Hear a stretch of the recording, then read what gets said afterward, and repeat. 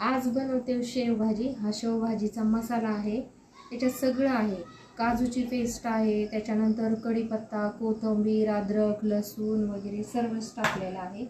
आणि मी ही शेव वापरते, लाल शेव वापरत नाही, मला ती आवडत नाही, खूप कडकड धडधड असते। ही मस्त स्मूथ असते आणि याच्यामध्ये असतो ओवा, म्हणून खाताना खूप चांगला स्वाद येतो। हा आहे कढीपत्ता आणि ही आहे शिमला मिरची। आता आपण देऊया भाजीला मस्त झणझणीत फोडणी।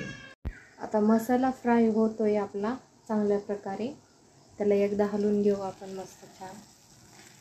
तेल सुटूस तर त्याला असंच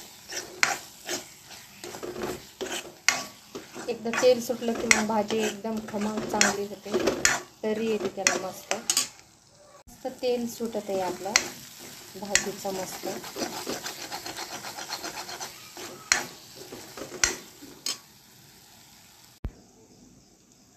भाजीला काही नसलं की शेवभाजी करायची, आणि बटाटा तर असतोच बायकांचा किचनमध्ये बसलेला, किचनचा राजा म्हणजे बटाटा।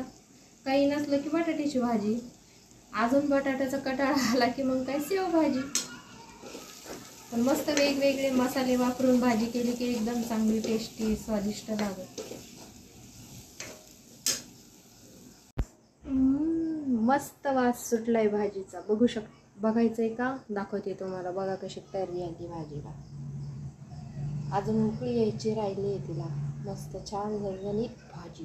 जास्त तिखट खात नाही आम्ही, जास्त तिखट खाल्ल्यामुळं कसं आहे खूप ॲसिडिटी वाढते, म्हणून थोड्या कमी तेलात बनवलेली भाजी आहे आणि कमी मसाल्यात बनवलेली आहे। सुपर एकदम छान, खायला एकदम टेस्टी आणि पोटाला त्रास होत नाही। थोडासा ओवा टाकायचा म्हणजे ॲसिडिटी होत नाही, एकदम छान लागते।